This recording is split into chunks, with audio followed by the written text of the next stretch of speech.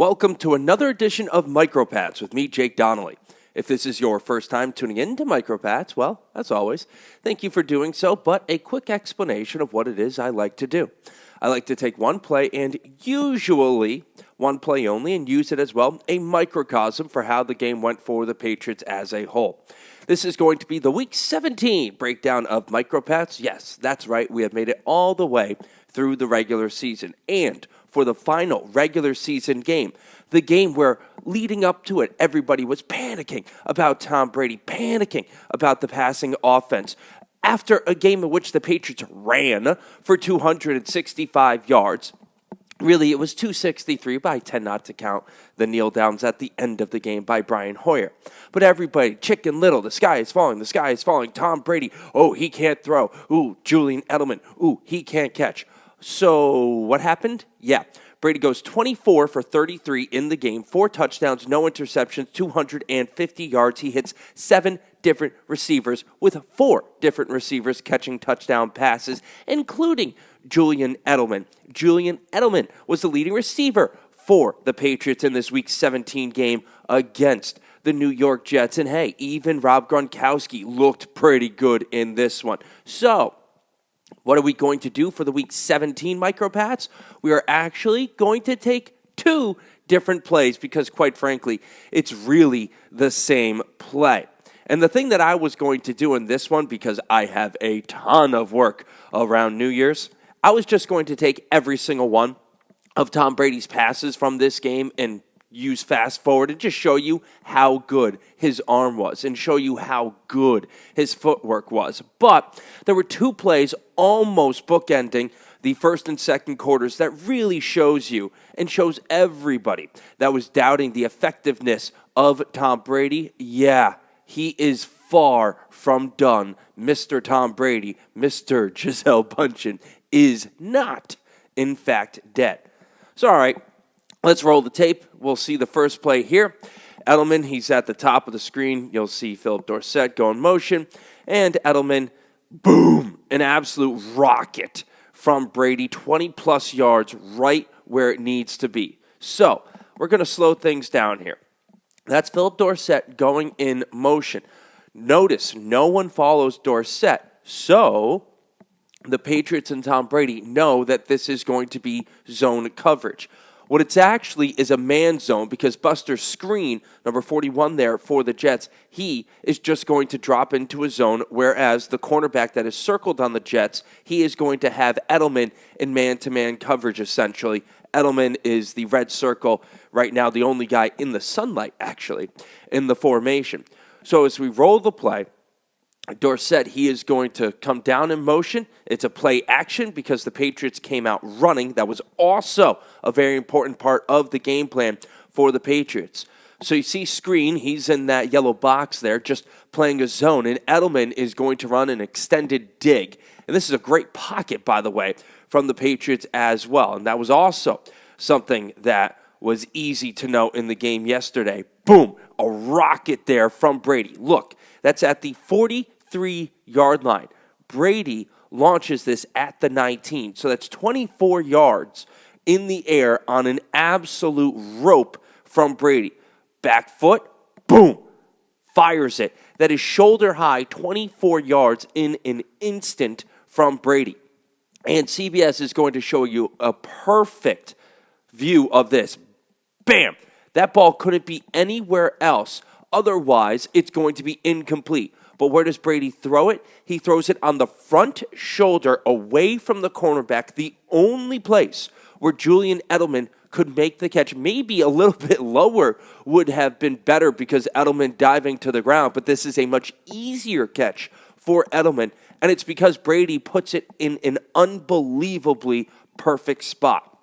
And that's something that Brady did throughout the game, minus one mistake to Chris Hogan, which ended up not really hurting the Patriots because Brady actually converted on a 3rd and goal pass to Philip Dorsett, his best pass of the day, running, rolling out of the pocket, recognizing where his release valve was, and then making an absolutely phenomenal throw. So that was the play at the end of the first quarter. This is the first play of the second quarter. And what's going to happen? The Patriots, they're going to take advantage of Julian Edelman yet again running a long square in or a dig, what have you. So there's Edelman going in motion to the bottom of the screen. We know that this is man-to-man because Buster Screen follows Edelman. Brady, rocket, boom, down all the way to the 38, 37-yard line. But again, we're going to slow this play down. Their screen matched up one-on-one with Edelman after he went in motion. So Brady now knows that this is man. And you'll see the Patriots again with Rex Burkhead in the backfield. Play action. Look at that pocket. That's about 7 yards, 5 yards or so of space for Brady. He can step up in the pocket if he wants, or if the route develops the way that the Patriots intended it to, Brady can just get rid of the ball right on his spot. You hear guys talk about that all the time. Get Brady off of his spot. Get Brady off of his spot. Well, in this game, when the Jets didn't get Brady off of the spot, he was able to just sit back and just foof, foof, foof, daggers all over the field. Sometimes they did get him off of his spot. And what happened? Brady recognized where the pocket was, recognized where he could move around and manipulate the pocket, sometimes staying in, sometimes leaving, like the Dorsett touchdown pass. But in this case, you're going to see Brady, he knows exactly what he wants, and he is going to get rid of it immediately once he hits his spot. So look at this. This is from the 37. Again, a shoulder-high bullet, poof, down to the 46-yard line. So a 23-yard pass with no time. This is an absolute howitzer from Brady. Watch this. Boom, boom, right to Edelman. Again, the spot and placement on this throw are perfect. Edelman disengages, runs the dig on the cross there, and Brady puts it literally on his hip pocket. You cannot make a better throw. Edelman square with his shoulders to the throw from Brady while he is continuing his crossing pattern. So when he catches it, he can get a couple of more yards and get it away from Buster Screen. This is the difference between Brady and about 95% of the quarterbacks in the NFL. It is where he puts the ball when he recognizes the most advantageous route. So in this case, for Julian Edelman, he is going to hit him right on his hip pocket that allows Edelman to catch it and get more yards. Most quarterbacks just get the ball out hoping for the first down, hoping for the catch. That's it. Brady, though, wants extra yardage, and that's exactly what Brady and Edelman get in this case. Puts it right on his hip. That allows Edelman to turn upfield and bring it down to within the 40-yard line. And so, as we play this one more time, you're going to see the routes in this side by side, right? Watch this side by side. Edelman's dual routes. Both of these plays are somewhat similar.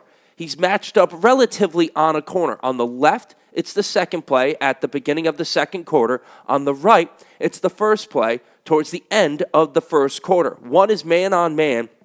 That is the one on the left, and the other is against a man zone coverage. That is on the right. But watch the crispness of this route from Edelman on both sides. Boom. He comes out of the route on the one on the left, burying off to the left. On the one on the right, again, burying off to the left. The Patriots work their best when Brady is throwing towards the middle of the field, and this is where Edelman is also at his best, working the middle of the field. It doesn't matter if it's against man. It doesn't matter if it's against man zone. All of those issues that everybody was pointing out. Maybe Julian Edelman isn't at his quickest. Well, ask Buster Screen if Edelman is at his quickest. As he gets away from him, boom, several yards of separation on the left. On the right, just about a yard and a half of separation. Where does Brady put the ball in both of them? Right on the hip pocket, right where the pass needs to be. Look at these routes one more time and how well they're run by Edelman and how well Brady throws them. Look at the amount of separation. Bam, right? This is the separation in both of them. Where does Brady put the ball? In the only spot his man can make the catch. So in the one that we saw on the right side, bam, Brady on his spot, an absolute rocket to Edelman. Same thing goes for the second play. Brady drops back, fires a rocket right to where it needs to be. So for everybody that was wondering if Tom Brady is done, if Tom Brady is hurt, if there's something wrong with his knee, look at the film. And this is what I've been saying for a while now. Brady has been making the passes. Most of his receivers and running backs that are out in pass patterns, they have not been getting the job done. It's not the amount of passes. It is the moment that the amount of drop passes. It is the moment that the drop passes occur. So against the Pittsburgh Steelers, it seemed like every single one of the drop passes by the Patriots were on a third down where the Patriots could have extended drives. But instead, it's a drop pass on third down, and it kills the drive.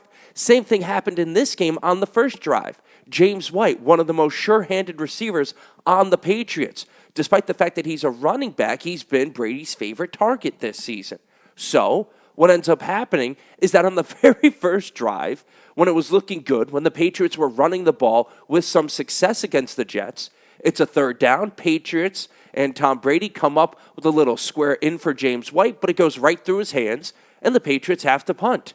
And then they come back with a beautiful drive using Julian Edelman. And at the end of that drive, the Patriots run an all-fly with the running back White coming out of the backfield matched up one-on-one against the linebacker. That was really a play that I wanted to pinpoint, but I just thought these passes from Tom Brady were more of a microcosm of how well he played. And you can clearly see from these passes from Tom Brady that he is not, in fact, dead. Look at this pass, right? This is a howitzer from Brady against man-to-man coverage, and it's Julian Edelman winning his one-on-one battle against Buster Screen. That's the second play. Again, this is the first one. This is against a man zone where the cornerback realizes Edelman is actually the only guy out on a route on his side, so the zone coverage turns into pretty much man-to-man. Brady recognizes it, still sends a missile out towards Edelman. So is Brady done? Do the Patriots have problems? Maybe. They've been extremely inconsistent from game to game.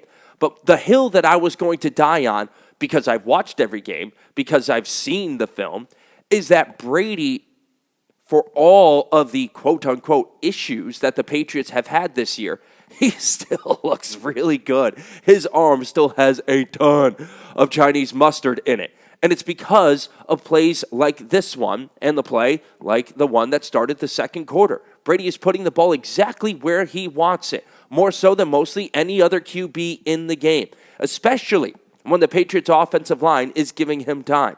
And what you've seen over the last couple of games is that the Patriots' offensive line, they're working better when they're getting the run game going early. Now, that's not a surprise, but it is something that you have to watch out for and have to try to notice as the Patriots go into the playoffs. Because the dirty secret, with the exception of the Baltimore Ravens, most of the teams are having issues stopping the run that are in the playoffs in the AFC, including, obviously, the number one seed in the land in the AFC, the Kansas City Chiefs. But since the Patriots took care of home by shellacking the Jets by a 38-3 score, the Patriots have home field advantage with the exception if they have to play the Kansas City Chiefs. And because the Kansas City Chiefs are coached by Andy Reid, there's a chance that the Patriots might have home field advantage throughout because not a lot of confidence in that Chiefs defense and Andy Reid's ability to avoid a heartbreaking loss at Arrowhead Stadium.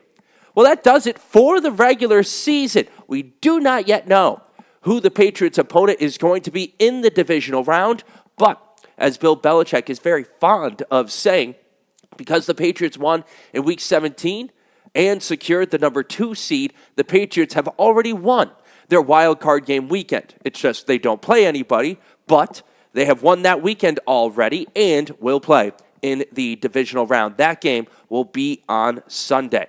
Hey, thank you. I started this thing in Week 2. Couldn't do Week 1 because I was the best man at a bachelor party, so I had to set that thing up. But if you are one of the people that has been with me since that Week 2 game, or if you are just somebody that has tuned in for the final Week 17 MicroPats, I thank you for tuning in to one. I thank you for tuning in to many, just for taking the time to listen to this little thing that I decided to do for this season.